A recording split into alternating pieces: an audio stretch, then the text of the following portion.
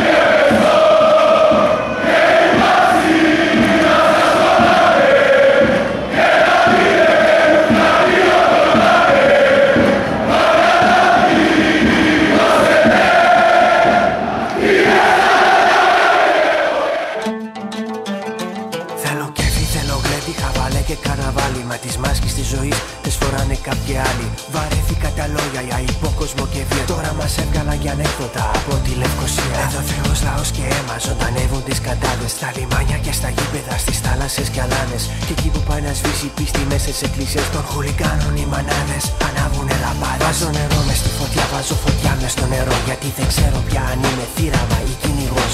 Δεν ξέρω πια αν είμαι μουσικός ή εγκληματίας. Κάποιες φορές τις ενοχές πάνε να μου σπάσει την καρδία. Μπορεί η ζωή που κάνω κάποια μέρα να με βλάψει. Μα αυτό που νιώθω μέσα μου δεν πρόκειται να αλλάξει. Δυο είναι τα μέρη που ποτέ μου δεν ξεχνώ. Το ένα η Βοσνία και το άλλο Λεμεσός. Λεμεσός, Λεμεσός.